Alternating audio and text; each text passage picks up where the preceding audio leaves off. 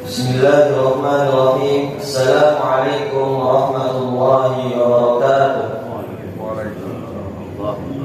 Alhamdulillahilladzi bi ni'matihi tatimmu shalihat wa bi fadlihi tunazzalul mubarak. Wassalatu wassalamu ala afdhalil kainat sayyidina wa habibina Muhammad ibn Abdullah khatimir risalah. Asyhadu an la ilaha illallah wa asyhadu anna Muhammadan abduhu wa rasuluh. Amma ba'd. Segala puji bagi Allah Subhanahu wa taala yang telah banyak memberikan nikmatnya kepada kita sehingga kita bisa melaksanakan salat subuh secara berjamaah di masjid yang dirahmatinya. Salawat serta salam tidak lupa kita curahkan kepada Nabi kita Nabi Muhammad SAW, karena dengan salawatnya kelak kita akan diakui sebagai umatnya. Jamaah salat subuh Masjid Jalalatul Abrar yang dirahmati oleh Allah Subhanahu wa taala. Insyaallah pada kesempatan kali ini kami akan menyampaikan seurtai hadis yang akan kami temui dengan doa mohon ampunan atas segala dosa. Dari Abu Musa al-Asy'ari bahwa Rasulullah SAW biasa membaca doa, Allahumma firli khati'ati wa jahli wa israfi fi amri wa ma anta a'lamu bihi minni. Allahumma firli jiddi wa hazli wa khatri wa 'amdi wa kullu dhalika 'indi.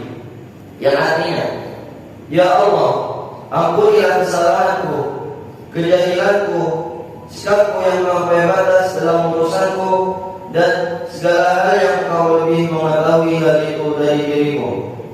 Ya Allah, ampunilah aku kesalahan yang aku buat tak kala serius maupun saat bercanda, dan ampunilah pula kesalahanku saat aku tidak sengaja maupun sengaja. Ampunilah segala kesalahan yang aku lakukan. Hadis riwayat Bukhari dan Muslim. Doa Rasulullah SAW tersebut adalah doa agung yang maknanya mencakup permohonan ampun dari semua dosa, di mana redaksi doa tersebut datang dengan lafaz yang rinci dan detail. Permohonan ampun yang datang dari Rasulullah SAW mengajarkan kepada kita bagaimana meminta ampun kepada Allah Subhanahu wa taala, bagaimana kita bertawadhu, tunduk dan patuh penuh kerendahan hati kepada Allah, sekaligus menunjukkan betapa sangat tawadhunya Rasulullah SAW. Ada satu pelajaran penting dari sini yang perlu diperhatikan. Doa ini menunjukkan bahwa sudah seharusnya seseorang ketika berdoa merenungkan maksud doa yang ia panjatkan, karena ini memberikan pengaruh amat besar pada jiwa. Hal ini akan menimbulkan kekhusyuan, rasa tunduk dan minat di hadapan Allah Subhanahu wa taala. Inilah yang menunjukkan sempurnanya ibadah seseorang dalam beribadah kepada Allah Subhanahu wa taala. Syekh Muhammad bin Shalih Al-Utsaimin rahimahullah memberikan nasihat berharga mengenai doa. Yang pertama, hendaknya seseorang menghadirkan segala apa yang ingin ia minta. Ketika berdoa berarti kita sedang berinteraksi dengan Allah Subhanahu wa taala. Ketika seseorang rinci atau banyak meminta kepada Allah, ketika interaksi tersebut akan membuat Allah Subhanahu wa taala lebih menyukainya dibanding dengan hanya ringkas saja dalam meminta. Yang kedua, semakin banyak seseorang berdoa berarti ia semakin dekat dengan Allah Subhanahu wa taala. Yang ketiga, semakin banyak seseorang berdoa itu tanda bahwa dia semakin butuh kepada Allah Subhanahu wa taala. Oleh karena itu, marilah kita isi hari-hari dengan doa, tidak hanya saat dalam keadaan bersedih, tapi juga dalam keadaan bergembira.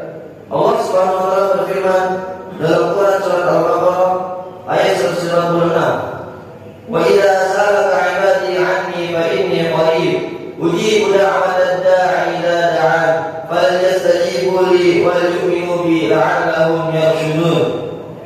Yang artinya, dan apabila hamba-hambaku bertanya kepadamu wahai Muhammad tentang aku, maka sesungguhnya aku dekat. Aku kabulkan permohonan orang yang berdoa apabila dia berdoa kepadaku. Mungkin hanya ini yang dapat kami sampaikan. Sebelum kita akhiri, mari kita tutup dengan doa.